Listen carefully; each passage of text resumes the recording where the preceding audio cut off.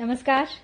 श्रीमद् वाल्मीकि रामायण अखंड पाठ में आज भी हम पढ़ेंगे 2 सर्ग, अष्टाधिक शततमः एवं नवाधिक शततमः सर्गः, यानी 108वां और 109वां सर्ग अयोध्या कांड से।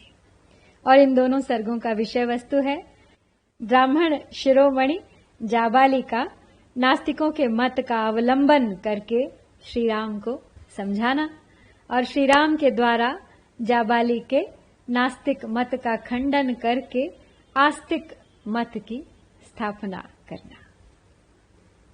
तो चलिए प्रारंभ करते हैं आज का पाठ।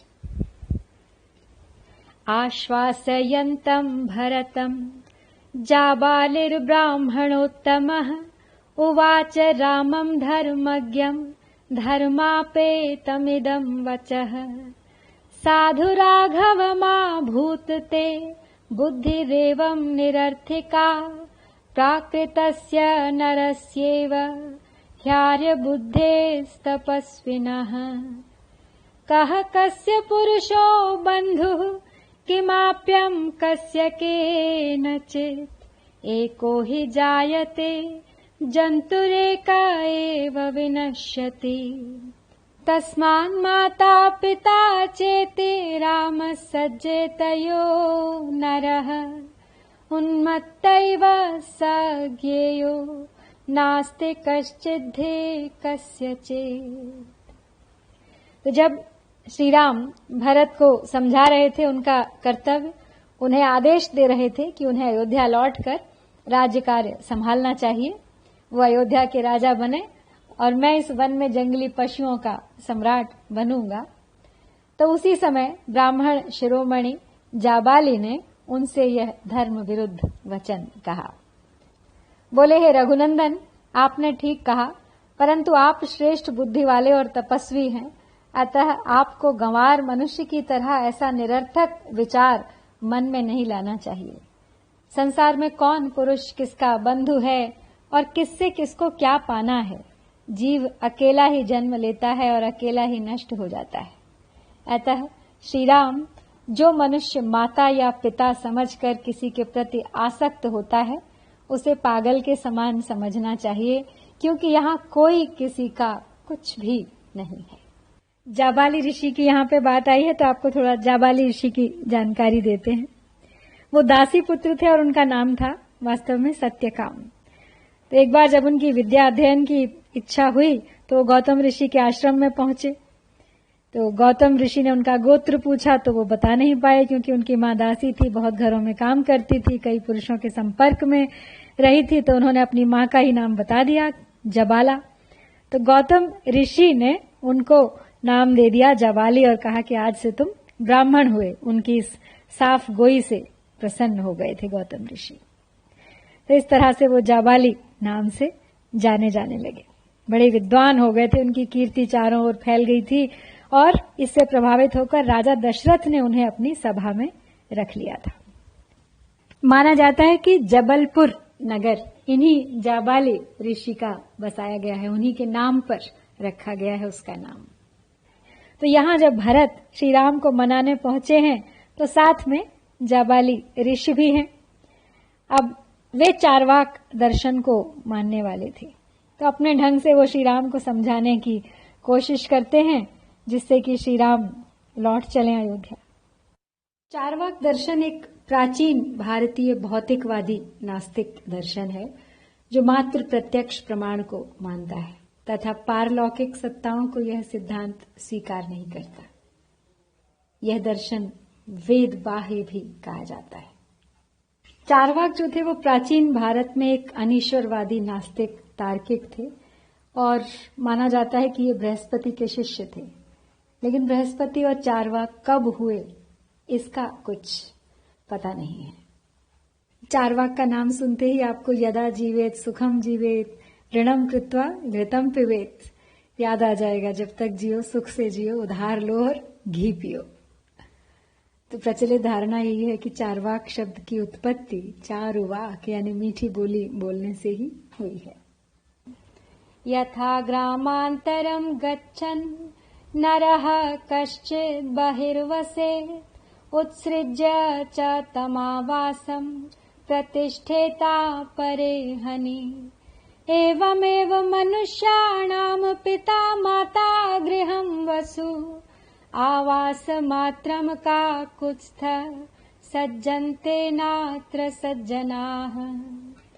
पितृयं राज्यं समुत्सृज्य स नार्हसि नरोत्तम आस्थातुं का पथं दुःखं विषमं बहुकण्टकम्।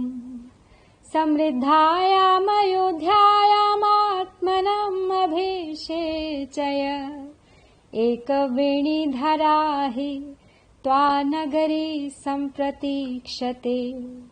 राजभोगान् अनुभवन् महार्हान् पार्थिवात्मज विहर त्वमयोध्यायाम् यथा शक्रस्त्रिविष्टपे। नाते कश्चित् दशरथस्त्वं च तस्य च कश्चन अन्यो राजा त्वमन्यस्तु तस्मात् कुरु यदुच्यते। आगे कहते हैं, जाबाली, जैसे कोई मनुष्य दूसरे गांव को जाते समय बाहर किसी धर्मशाला में एक रात के लिए ठहर जाता है और दूसरे दिन उस स्थान को छोड़कर आगे के लिए प्रस्थित हो जाता है, इसी प्रकार पिता माता घर और धन ये मनुष्यों के आवास मात्र हैं। हे ककुत्स्थ कुलभूषण, इनमें सज्जन पुरुष आसक्त नहीं होते। अतः नरश्रेष्ठ, आपको पिता का राज्य छोड़कर इस दुखमय नीचे ऊंचे तथा बहुकंटकाकीर्ण वन के कुत्सित मार्ग पर नहीं चलना चाहिए। आप समृद्धिशालिनी अयोध्या में राजा के पद पर अपना अभिषेक कराइए। वह नगरी प्रोषित भर्तृका नारी की भांति एक वेणी धारण करके आपकी प्रतीक्षा करती है। एक वेणी धरा यानी एक चोटी की नायिका बन के रह गई है अयोध्या नगरी तुम्हारी प्रतीक्षा में। ज्ञातव्य है शास्त्र में कि दो चोटी बनाने वाली स्त्री को सुंदर कहा जाता है। तो कहते हैं, जब तक तुम अयोध्या नहीं लौटोगे तब तक अयोध्या दो चोटी वाली सुंदर नायिका, सुंदर नारी नहीं बन सकती। हे राजकुमार, जैसे देवराज इंद्र स्वर्ग में विहार करते हैं, उसी प्रकार आप बहुमूल्य राजभोगों का उपभोग करते हुए अयोध्या में विहार कीजिए। राजा दशरथ आपके कोई नहीं थे और आप भी उनके कोई नहीं हैं। राजा दूसरे थे और आप भी दूसरे हैं, इसलिए मैं जो कहता हूं वही कीजिए। बीजमात्रम पिता जन्तोः शुक्रम शोणितमेव च संयुक्त मृत्यु मन्मात्रा पुरुषस्येह जन्म तत्। गतः स नृपतिस्तत्र गन्तव्यम् यत्र तेन वै प्रवृत्तिरेषा भूतानां त्वं तु मिथ्या विहन्यसे। अर्थधर्म पराये ये तांस्तान् शोचामि नेतरान् ते हि दुःखमिह प्राप्य विनाशं प्रेत्य लेभिरे। अष्टका पितृदेवत्यम् इत्ययम् प्रसृतो जनः अन्नस्योपद्रवम् पश्य मृतो हि किमशिष्यति। यदि भुक्तमिहान्येन देहमन्यस्य गच्छति दद्यात् प्रवसताम् श्राद्धम् नातत्पश्य शनं भवेत्। फिर कहते हैं वे कि पिता जीव के जन्म में निमित्त कारण मात्र होता है। ऋतुमती माता के द्वारा गर्भ में धारण किए हुए वीर्य और रज का परस्पर संयोग होने पर ही पुरुष का यहाँ जन्म होता है। राजा को जहाँ जाना था वहाँ चले गए, यह प्राणियों के लिए स्वाभाविक स्थिति है। आप तो व्यर्थ ही मारे जाते हैं, व्यर्थ ही कष्ट उठाना चाहते हैं। जो मनुष्य प्राप्त हुए अर्थ का परित्याग करके धर्म परायण हुए हैं, उन्हीं के लिए मैं शोक करता हूँ, दूसरों के लिए नहीं। वे इस जगत में धर्म के नाम पर केवल दुख भोग कर मृत्यु के पश्चात नष्ट हो गए हैं। अष्टका आदि जितने श्राद्ध हैं उनके देवता पितर हैं और श्राद्ध का दान पितरों को ही मिलता है।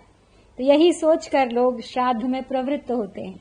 किंतु विचार करके देखिए, तो इसमें अन्न का नाश ही होता है। भला मरा हुआ मनुष्य क्या खाएगा? यदि यहाँ दूसरे का खाया हुआ अन्न दूसरे के शरीर में चला जाता हो तो परदेश में जाने वालों के लिए श्राद्ध ही कर देना चाहिए। उनको रास्ते के लिए भोजन देना उचित नहीं है। दान संवनना हेते ग्रंथा मेधा विभिः कृता यजस्व देहि दीक्षस्व तपस्तप्यस्व संत्यज स नास्ति परमित्येतत् कुरु बुद्धिं महामते प्रत्यक्षं यत्तदा तिष्ठ परोक्षं पृष्ठतः कुरु सतां बुद्धिं पुरस्कृत्य सर्वलोकनिदर्शिनीं राज्यं सत्वं निग्रहणीष्व भरतेन प्रसादितः। तो जाबाली अपनी बात समझाते हुए श्री राम को आगे कहते हैं कि देवताओं के लिए यज्ञ और पूजन करो, दान दो, यज्ञ की दीक्षा ग्रहण करो, तपस्या करो और घर द्वार छोड़कर सन्यासी बन जाओ। ये सब बातें बताने वाले जो ग्रंथ हैं वो बुद्धिमान मनुष्यों ने दान की ओर लोगों की प्रवृत्ति कराने के लिए व्यर्थ ही बनाए हैं। अतः हे महामते, आप अपने मन में यह निश्चय कीजिए कि इस लोक के सिवाय कोई दूसरा लोक नहीं है। अतः वहां फल भोगने के लिए धर्म आदि के पालन की आवश्यकता नहीं है। जो प्रत्यक्ष राज्य लाभ है उसका आश्रय लीजिए और जो भी परोक्ष है, पारलौकिक लाभ है जो दिखाई नहीं देता, उसे पीछे धकेल दीजिए। सत्पुरुषों की बुद्धि जो सब लोगों के लिए राह दिखाने वाली होने के कारण प्रमाणभूत है, आगे करके भरत के अनुरोध से अब आप अयोध्या का राज्य ग्रहण कर लीजिए।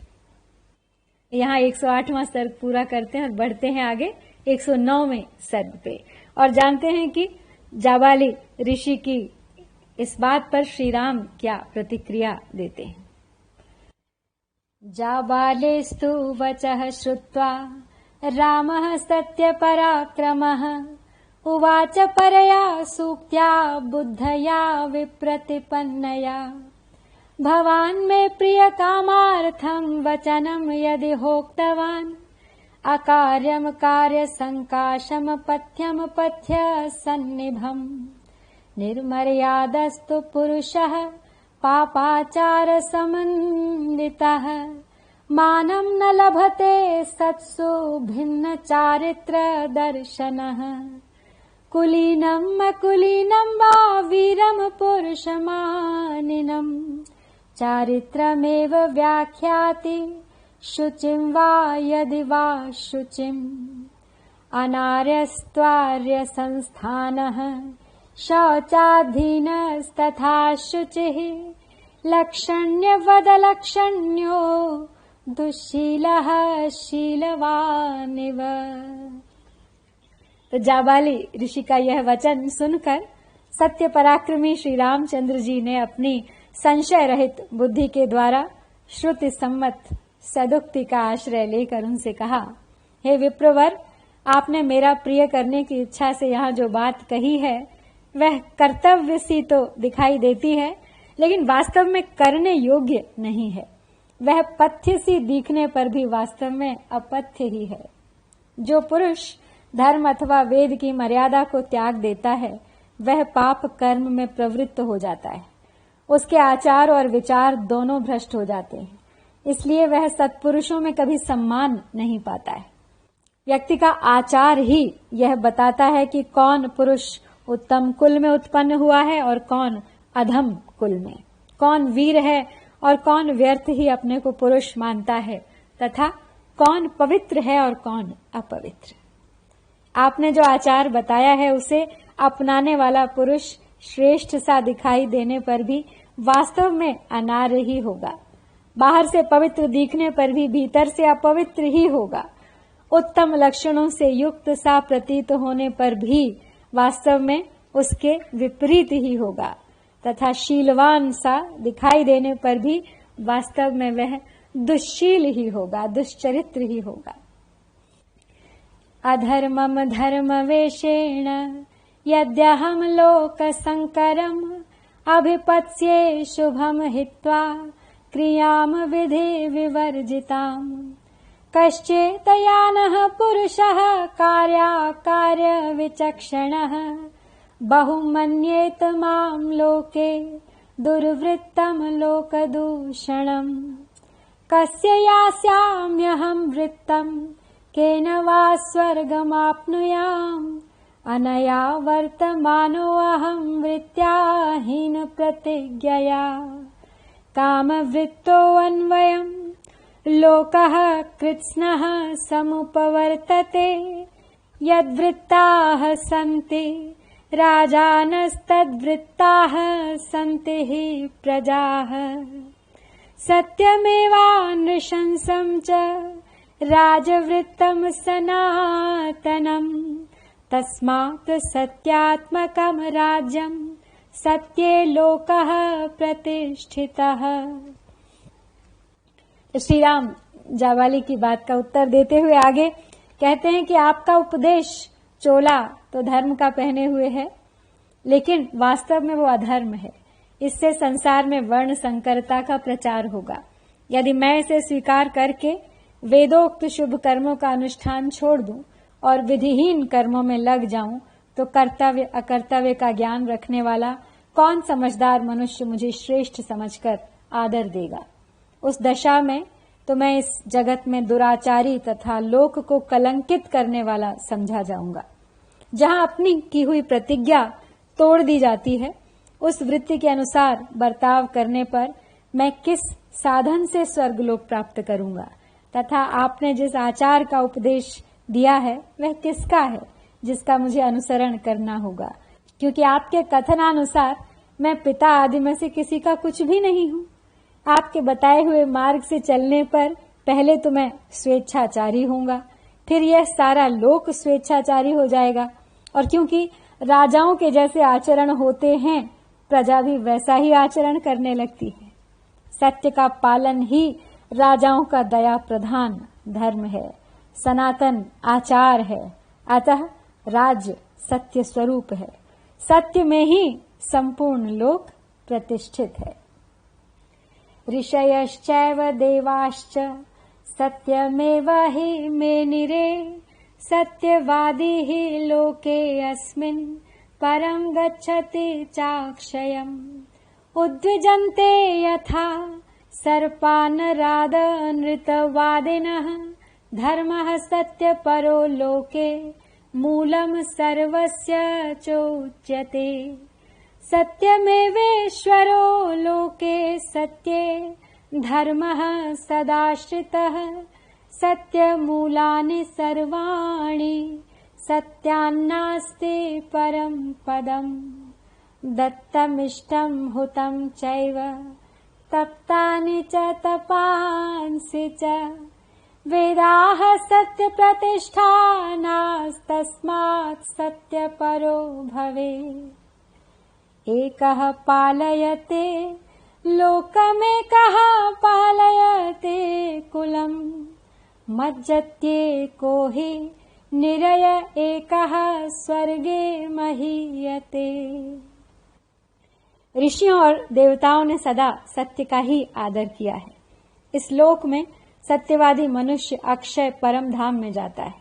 झूठ बोलने वाले मनुष्य से सब लोग उसी तरह डरते हैं जैसे सांप से। संसार में सत्य ही धर्म की पराकाष्ठा है और वही सबका मूल कहा जाता है। जगत में सत्य ही ईश्वर है। सदा सत्य के ही आधार पर धर्म की स्थिति रहती है। सत्य ही सबकी जड़ है। सत्य से बढ़कर दूसरा कोई परम पद नहीं है।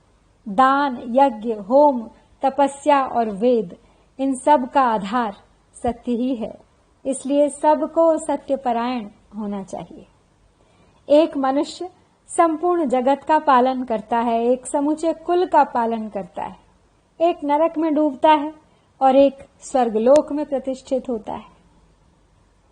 सोऽहं पितुर्निदेशं तो किमर्थं नानुपालये सत्य प्रतिश्रवः सत्यं सत्येन समयीकृतम् नैव लोभान्न मोहाद्वा न चाज्ञानात् तमोन्वितः सेतुं सत्यस्य भेत्स्यामि गुरोः सत्य प्रतिश्रव असत्यसन्धस्य सतश्चलस्य स्थिरचेतसा नैव देवान् पितरः प्रतीच्छन्तीति नः श्रुतम् प्रत्यगात्ममिमं धर्मं सत्यं पश्यामहं ध्रुवम् भारः सत्पुरुषैश्चीर्णस्तदर्थमभिनन्द्यते क्षात्रं धर्ममहं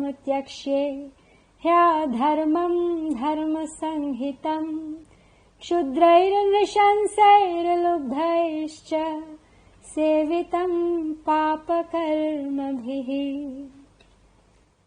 श्री राम आगे कहते हैं कि मैं सत्य प्रतिज्ञ हूँ और सत्य की शपथ खाकर पिता के सत्य का पालन स्वीकार कर चुका हूँ। ऐसी दशा में मैं पिता के आदेश का किस लिए पालन ना करूं? पहले सत्य पालन की प्रतिज्ञा करके अब लोभ मोह अथवा अज्ञान से विवेक शून्य हो जाऊं और पिता के सत्य की मर्यादा को भंग कर दूं? मैं ऐसा नहीं कर सकता। हमने सुना है कि जो अपनी प्रतिज्ञा झूठी करने के कारण धर्म से भ्रष्ट हो जाता है, उस चंचल चित्त वाले पुरुष के दिए हुए हव्य कव्य को देवता और पितर स्वीकार नहीं करते। मैं इस सत्य रूपी धर्म को समस्त प्राणियों के लिए हितकर और सब धर्मों में श्रेष्ठ समझता हूँ। सत्पुरुषों ने जटा वल्कल आदि के धारण रूप तापस धर्म का पालन किया है और इसलिए मैं भी उसका अभिनंदन करता हूँ। जो धर्मयुक्त प्रतीत हो रहा है किंतु वास्तव में अधर्म रूप है, जिसका नीच क्रूर लोभी और पापाचारी पुरुषों ने सेवन किया है, ऐसे क्षात्र धर्म का पिता की आज्ञा भंग करके राज्य ग्रहण करने का मैं अवश्य त्याग करूंगा, क्योंकि मेरी दृष्टि में वह न्याय युक्त नहीं है। कायेन कुरुते पापम मनसा संप्रधार्य तत् अनृतम जिह्वया चाह त्रिविधम कर्म पातकम् भूमेः कीर्तिर्यशो लक्ष्मीः पुरुषं प्रार्थयन्तिः सत्यं समनुवर्तन्ते सत्यमेव भजेत तत् श्रेष्ठम् ह्यानार्यमेव स्याद् यद्भवान् वर्धाय माम् आह युक्तिकरैर्वाक्यैरिदं भद्रं कुरुष्वः कथं ह्यहं प्रतिज्ञाय वनवासमिमं गुरोः भरतस्य करिष्यामि वचो हित्वा गुरोर्वचः स्थिरा मया प्रतिज्ञाता प्रतिज्ञा गुरुसन्निधौ प्रहृष्टमानसा देवी कैकेयी चाभवत् तदा। श्री राम आगे कहते हैं, जाबाली मुनि को समझाते हुए, अपना पक्ष बताते हुए कि मनुष्य अपने शरीर से जो पाप करता है उसे पहले मन के द्वारा कर्तव्य रूप से निश्चित करता है, फिर जिह्वा की सहायता से उस अनृत कर्म को, उस पाप को वाणी द्वारा दूसरों से कहता है, तत्पश्चात औरों के सहयोग से उसे शरीर द्वारा संपन्न करता है। इस तरह एक ही पातक कायिक, वाचिक और मानसिक भेद से 3 प्रकार का हो जाता है। तो पृथ्वी, कीर्ति, यश और लक्ष्मी ये सब के सब सत्यवादी पुरुष को पाने की इच्छा रखती हैं और शिष्ट पुरुष सत्य का ही अनुसरण करते हैं। अतः मनुष्य को सदा सत्य का ही सेवन करना चाहिए। आपने उचित सिद्ध करके तर्कपूर्ण वचनों के द्वारा मुझसे जो यह कहा है कि राज्य ग्रहण करने में ही कल्याण है, अतः इसे अवश्य स्वीकार करो। आपका यह आदेश श्रेष्ठ सा प्रतीत होने पर भी सज्जन पुरुषों द्वारा आचरण में लाने योग्य नहीं है, क्योंकि इसे स्वीकार करने से सत्य और न्याय का उल्लंघन होता है।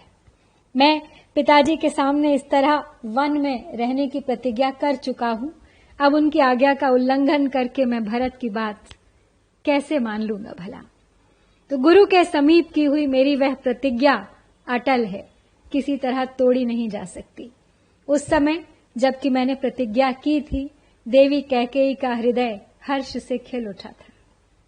वनवासं वसन्नेव शुचिर्नियत भोजनः मूलपुष्पफलैः पुण्यैः पितॄन् देवांश्च तर्पयन् सन्तुष्ट पञ्चवर्गो अहं लोकयात्रां प्रवाहये अकुहः श्रद्धधानः सन्कार्याकार्य विचक्षणः कर्मभूमिमिमां प्राप्य कर्तव्यं कर्म यच्छुभम् अग्निर्वायुश्च सोमश्च कर्मणां फलभागिनः शतमक्रतूनामाहृत्य देवराज त्रिदिवं गतः तपांस्युग्राणि चास्थाय दिवं प्राप्ता महर्षयः अमृष्यमाणः पुनरुग्रतेजा निशम्य तन्नास्तिकवाक्यहेतुम् अथा ब्रवीतं नृपतेजस्तनुजो विगर्हमाणो वचनानि तस्य। श्री राम कहते हैं उनसे आगे कि मैं अपनी प्रतिज्ञा से पीछे नहीं हट सकता। वन में ही रहकर बाहर भीतर से पवित्र हो नियमित भोजन करूंगा, पवित्र फल मूल एवं पुष्पों द्वारा देवताओं और पितरों को तृप्त करता हुआ प्रतिज्ञा का पालन करूंगा। क्या करना चाहिए और क्या नहीं, इसका निश्चय मैं कर चुका हूं। अतः फल मूल आदि से पांचों इंद्रियों को संतुष्ट करके निश्चल श्रद्धा पूर्वक लोक यात्रा यानी पिता की आज्ञा के पालन रूप व्यवहार का निर्वाह करूंगा। इस कर्म भूमि को पाकर जो शुभ कर्म हो उसका अनुष्ठान करना चाहिए, क्योंकि अग्नि, वायु तथा सोम भी कर्मों के ही फल से उन पदों के भागी हुए हैं। देवराज इंद्र 100 यज्ञों का अनुष्ठान करके स्वर्गलोक को प्राप्त हुए हैं। महर्षियों ने भी उग्र तपस्या करके दिव्य लोकों में स्थान प्राप्त। उग्र तेजस्वी राजकुमार श्री राम परलोक की सत्ता का खंडन करने वाले जाबाली के पूर्वोक्त वचनों को सुनकर उन्हें सहन न कर सकने के कारण उन वचनों की निंदा करते हुए पुनः उनसे बोले, सत्यं च धर्मं च पराक्रमं च भूतानुकंपां प्रियवादितां च द्विजाति देवातिथि पूजनं च पंथानमाहो स्त्रिय दिवस्य सन्तः तेनैव माज्ञाय यथावदर्थ मेकोदयम् सम्प्रतिपद्य विप्राः धर्मं चरन्तः सकलं यथावत् कांक्षन्ति लोकागमम् प्रमत्ताः निन्दाम्यहं कर्म कृतं पितुस्त यस्त्वां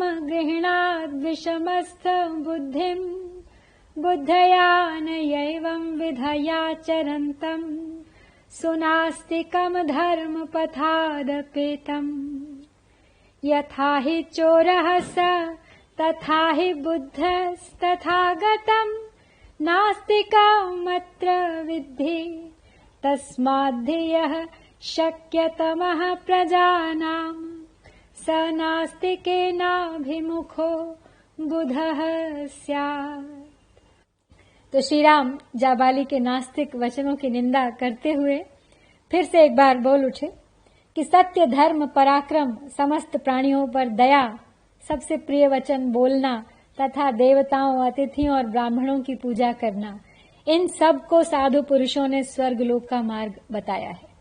सत्पुरुषों के इस वचन के अनुसार धर्म का स्वरूप जानकर तथा अनुकूल तर्क से उसका यथार्थ निर्णय करके एक निश्चय पर पहुंचे हुए सावधान ब्राह्मण भली भांति धर्माचरण करते हुए उन उत्तम लोकों को प्राप्त करना चाहते हैं।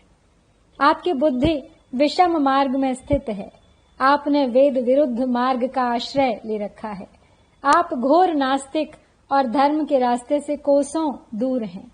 ऐसी पाखंडमयी बुद्धि के द्वारा अनुचित विचार का प्रचार करने वाले आपको मेरे पिताजी ने जो अपना याजक बना लिया, उनके इस कार्य की मैं निंदा करता हूं।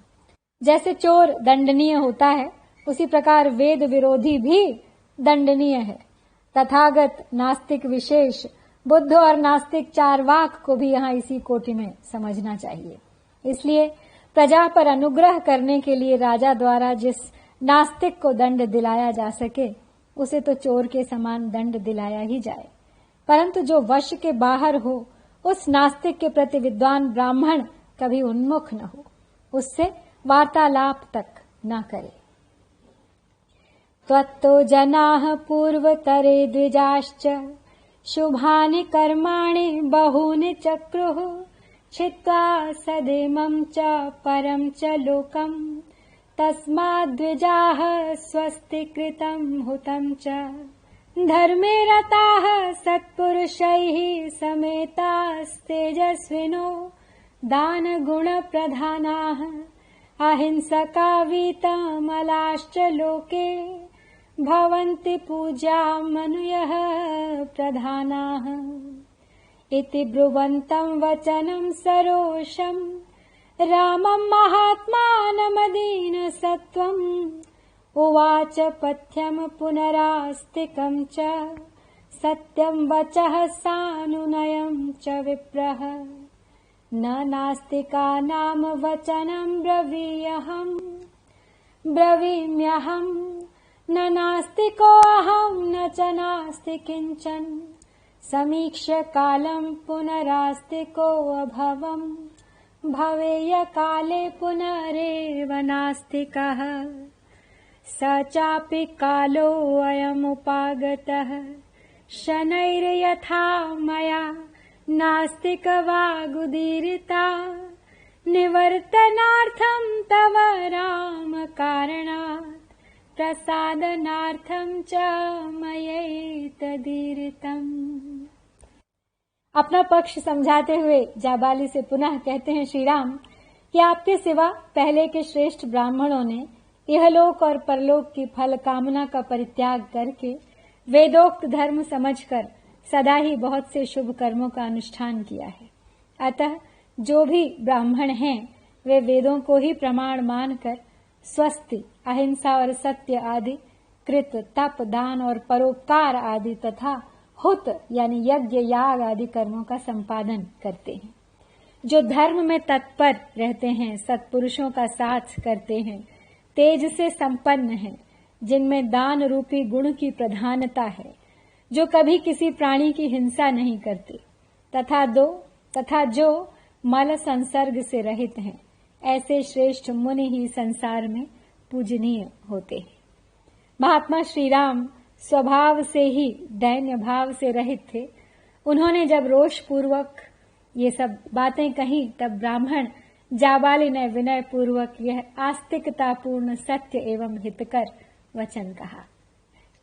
हे रघुनंदन, ना तो मैं नास्तिक हूँ और न नास्तिकों की बात ही करता हूँ। परलोक आदि कुछ भी नहीं है, ऐसा मेरा मत नहीं है।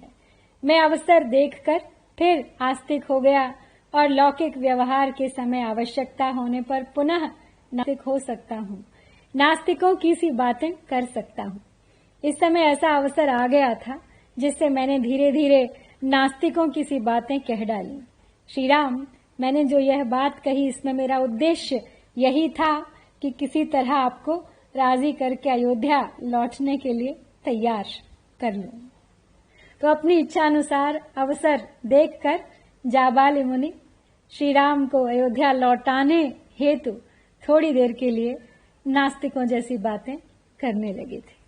लेकिन जब उन्होंने राम का पक्ष सुना तो उन्हें भी उसके आगे झुकना ही पड़ा और अपने सत्य को स्वीकारना पड़ा।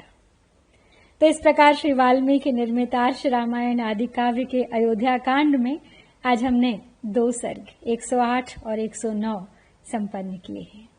इत्यार्षे श्रीमद् रामायणे वाल्मीकिये आदि काव्ये अयोध्या कांडे 8अधिकशततमः एवं 9अधिकशततमः सर्गः।